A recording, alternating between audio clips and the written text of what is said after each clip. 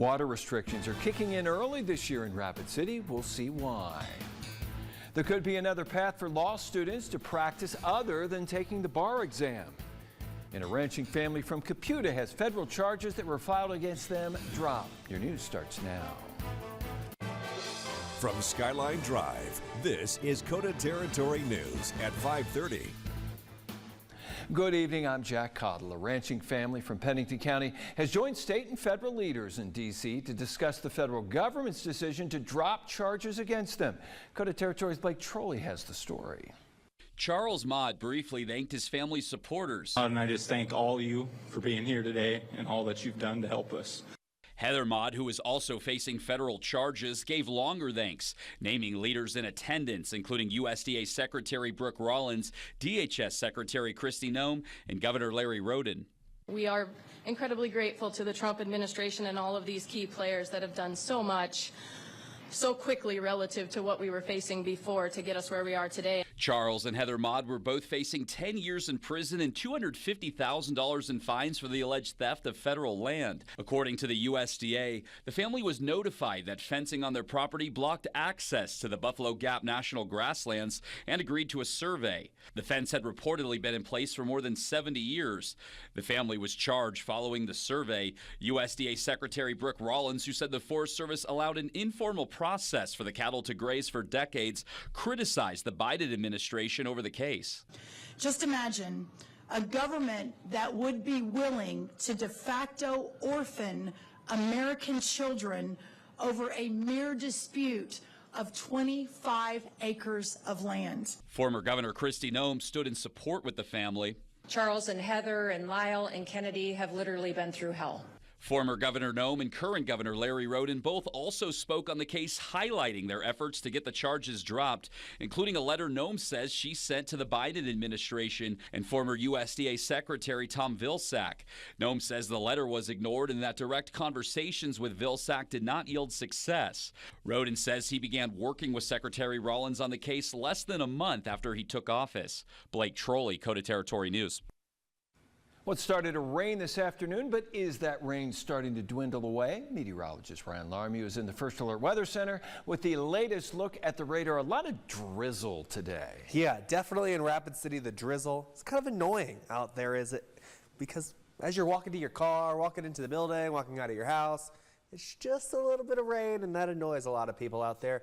I'll take all the rain we can get for these drought conditions, and we're still tracking some of those showers, even a thunderstorm up in Carter County, some lightning just south of Ekalaka, also some lightning around Alzada earlier this afternoon. Now, temperatures across the area are still cool. We're seeing 40s, 50s, and even a few 60s sprinkled in there. 61 in Phillip is the warm spot on this wide view.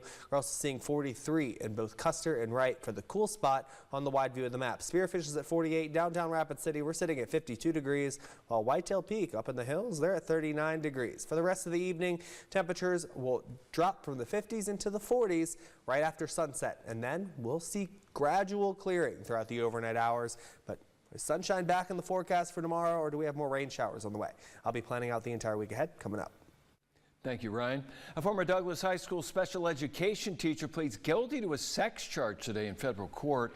28-year-old Duncan Sue Witt pleaded guilty to enticement of a minor using the internet. In the factual basis statement of the case, Witt admits to having sexually explicit conversations with one of her special education students who was under the age of 18. She admitted to sending sexual videos of herself to the student and receiving nude pictures and videos from the student. That statement also said the student dropped out of high school and moved in with she and her husband and had a sexual relationship with him. Witt faces a mandatory minimum sentence of 10 years in prison when she's sentenced.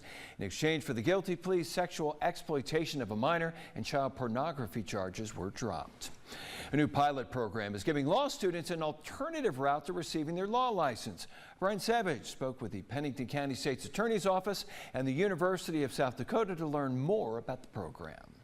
9 University of South Dakota law students won't have to worry about taking the traditional bar exam after being selected for the new Public Service Pathway Bar Admission Pilot Program. What South Dakota was experiencing is that there were really good students who were graduating with high marks from law school, but then failing the bar examination. So it was time to think about whether that should be the only pathway for admission to practice. Instances when people don't pass the first time and it disrupts their career plans are unfortunate, but I do think it's necessary to have that rigorous process because of the magnitude of what lawyers do. The program allows students at USD's Knudsen School of Law to combine their practical experience in legal education. Students are required to complete 2 years of public service employment minimum before being allowed to practice law in the state. I don't think this is an easier path than the bar exam. Quite honestly, the study for a 2-day exam is going to be easier than going to work for a full semester and demonstrating over and over again your competence. Fulton says the real focus of the program was to find a way to motivate a few more students to consider public service. Retzel says there's another important reason for the program. We want South Dakota, University of South Dakota law graduates to stay in South Dakota. Students will be working with different public service offices throughout South Dakota, including the Pennington County State's Attorney's Office. The public service offices will provide a mixture of experiences and opportunities for program participants, allowing them to show their competence in law.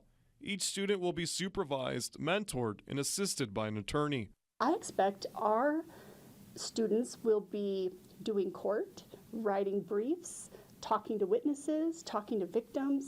Retzel doesn't believe the bar exam should be the only way to practice law in South Dakota. Imagine going to law school for 3 years, all the difficulties that presents, and failing that test 3 times to find out that you can never practice law. Reporting for KOTA Territory News, I'm Brian Savage. A breakdown of Rapid City's $210.9 million in cash and investments was given to the City Council today at the Legal and Finance Committee meeting. At the end of March, nearly 72% of the city's liquid assets from taxes were invested in CDs and other fixed-rate maturities, increasing the total return on the investments and providing another stream of revenue to Rapid City. The city's total interest income in 2024 was more than $12 million compared to more than $7 million in 2023. Nearly $500,000 in 2022, and nearly $108,000 in 2021. Rapid City's Finance Director Daniel Ainsley said this is the 3rd highest stream of income for the city, but as interest rates fall, Ainsley predicts the city's interest income will not be as high. Obviously, as CD rates or different bonds start to fall in their returns, and we can't achieve quite as high. But we do want to ensure that we continue having a significant return for the taxpayers, and we don't go back to the years where it was a few $100,000 a year. The city started being more aggressive in seeking returns on the city's liquid cash in 2023. Today is the last day of Occupational Therapy Month, and the demand for OTs is on the rise, with more people retiring, bringing increased need for services. Occupational therapy is a form of therapy to help people heal from a physical or mental illness, which encourages rehabilitation, daily activities. This can be done at a rehab center, hospital, or even at home. According to the Bureau of Labor Statistics, there's a projected growth of 11% over the next decade, with nearly 10,000 openings for occupational therapists expected each year. An OT with Sanford's Good Samaritan Home Health says occupational therapy is a helping people profession. Gives people independence back. It makes them feel like they're able to conquer the day. They can take things into small steps and be able to achieve what they want to do and what they need to do. Valesky adds occupational therapy is so diverse, anyone with an interest could find a job. Water restrictions start tomorrow in Rapid City. After the break, we'll see why the date has been moved up this year. You're watching KOTA Territory News at 5:30. Since the 90s, Rapid City has implemented water conservation measures each year, but because of low water levels, the city is bumping up the start date for the first time since 2008. Rosetta Jones has more on what this means. Each year, when water levels are stable, Rapid City enforces summer watering restrictions from June through August. But this year, the city is acting early. We're getting pretty good flows into the reservoir right now, but that's not enough to overcome the reduced amount of snow and the lack lack of precipitation over the last year. I'm here at Pactola Reservoir, where lower than average water levels and inflows have prompted the city of Rapid City to elevate its water status from normal to concern. That means watering restrictions are starting a month early, and officials are asking everyone to do their part and conserve. Under the concern status, Pactola Reservoir has less than 48,950 acre-feet of water or receives less than 90% of its average monthly inflow. The last time Rapid City reached this status was back in 2008.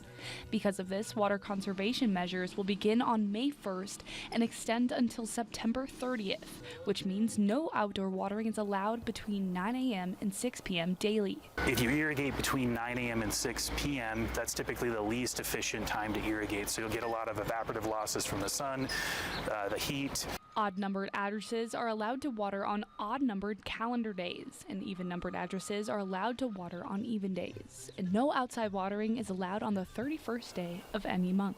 For more information, go to our website. Reporting from Pactola Reservoir, I'm Zeta Jones. Meteorologist Ryan Larmew said there's a chance for more showers tomorrow. He plans out your accurate first alert forecast after the break. Now, the First Alert Forecast with meteorologist Ryan Larmew. Seeing a little bit of a break from the drizzle in Rapid City, but the clouds are still remaining. A thick cloud deck over town right now. Cooler temperatures too, 52 degrees. The station reading the rainfall still dropping, but the drizzle has calmed down just a little bit for right now. It is cool outside, not only here but everywhere.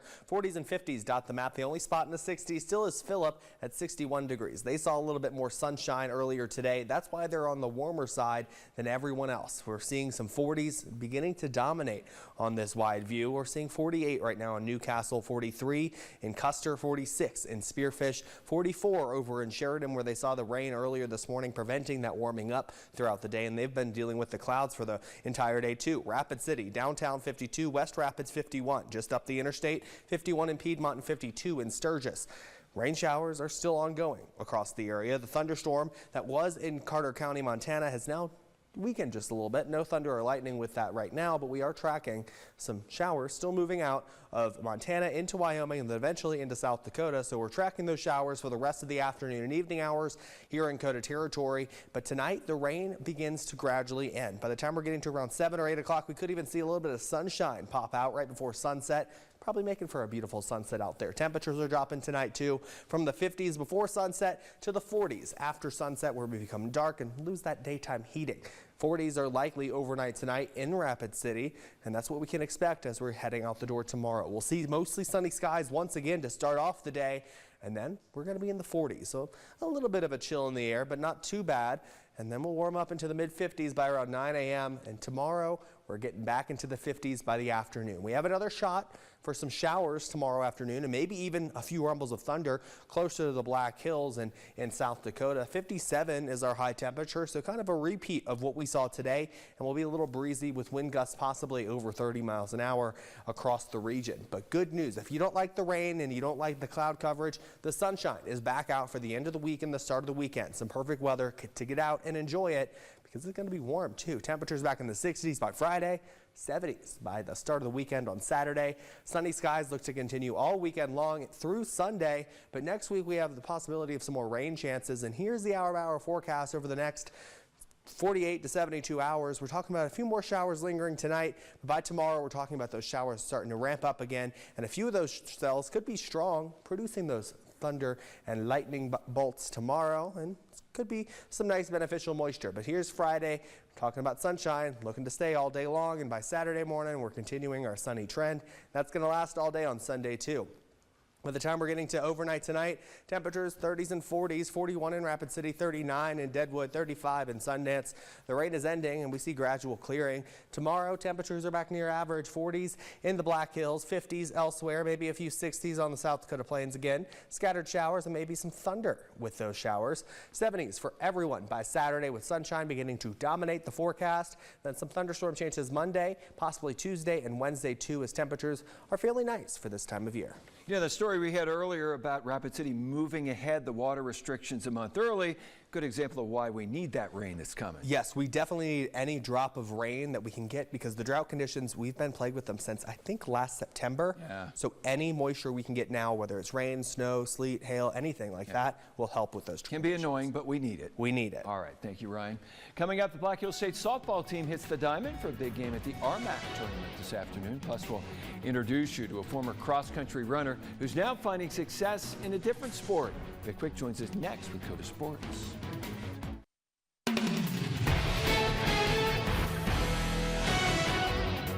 Good evening, everyone. During her college days, Cheyenne Bowers ran cross country at South Dakota State. But these days, she is making her mark in a more physical sport. Bowers is one of the top MMA fighters in the region. Zach Borg takes a closer look. Though Bruce Hoyer is the head coach and owner of Next Edge Training, Cheyenne Bowers has the title. So the boss is kind of multifaceted. I work at the gym that I train at. She is more apt to know what's going on at the gym than I am because I feel like I'm thinking about 27 things.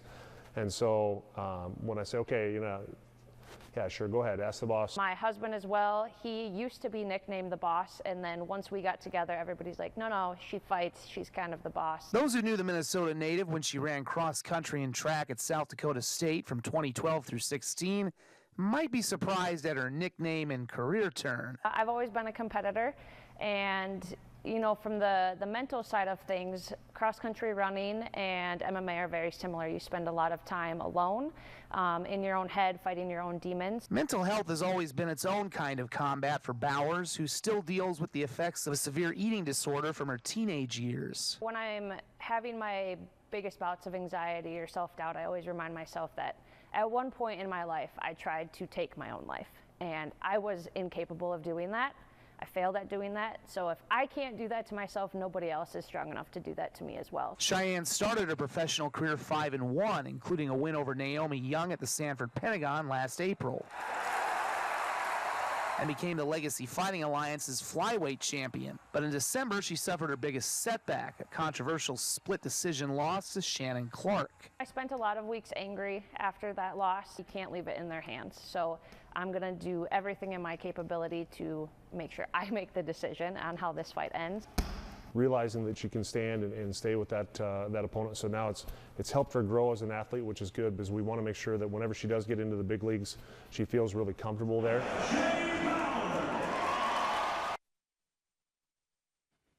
Thank you very much, Zach. Now, for the first time in school history, the Black Hills State softball team has qualified for the RMAC tournament. The 6-seeded Yellow Jackets took on 3rd-seeded Metro State this afternoon. BH came up on the short end in Lakewood, Colorado, falling by the score of 8-2. Alyssa Wong went 2 for 2, driving in both of the Jackets' runs. The tourney is double elimination, so Black Hills State will get another crack at things tomorrow afternoon when it faces Colorado Springs at 1:30. That'll be an elimination game. Now, there's some top honors for some members of the Black Hills State softball team, as Lacey Pesky has been named the RMAC's Pitcher of the Year. Pesky racked up 23 wins with a 2.07 ERA and 236 strikeouts. Ashlyn Engelhorn is the conference's Coach of the Year, leading Black Hills State to its first winning season in program history. Ashlyn Pauls was also named First Team All RMAC. So some nice honors for the Black Hills State softball team, Jack. Still alive at the RMAC tournament. They'll look to bounce back and get that win in the elimination game tomorrow. So, Vic, how do things go for these struggling Colorado Rockies today? Well, Rockies got a win this afternoon, knocking out the Braves by the score of 2-1. That's just Colorado's 5th win of the season. NBA playoffs tonight. Big game for the Timberwolves. They take on the Lakers. Minnesota leads that series 3-1. Can wrap things up with a win tonight. All right, thank you very much, Vic. Well, Child Rescue gets some high-tech help. We'll give you a look when KOTA Territory News at 5:30 returns.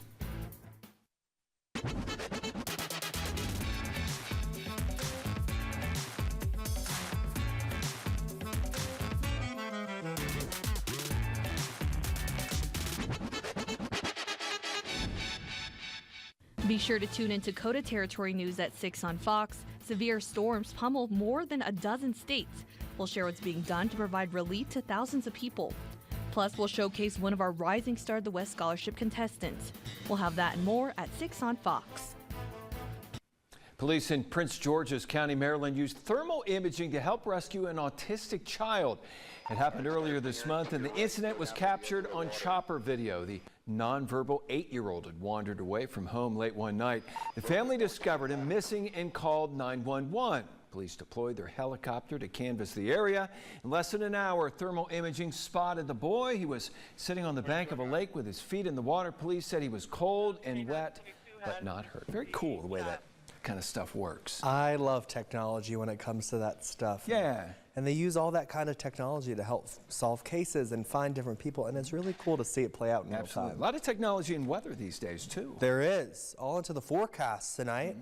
We're in the 30s and 40s. 37 in Sheridan, 39 in Ekalaka, 41 in Rapid City. The rain's ending and we'll see gradual clearing. Keystone is at 39 tonight along with Deadwood. Tomorrow temperatures are near average again. A few scattered showers by the afternoon, maybe a few thunderstorms too. 57 in Rapid City for a high temperature, a few 60s on the plains, 40s in and around the Black Hills. That's not too bad. No, not at all. Not at all. I mean, we need all the moisture we can get, and those rain showers tomorrow will help. Real spring, it's going to stick soon. It is. All right, that'll do it for us. Thanks for watching. Hope to see you tonight at 10. Thanks for watching KOTA Territory News, your local news and weather authority.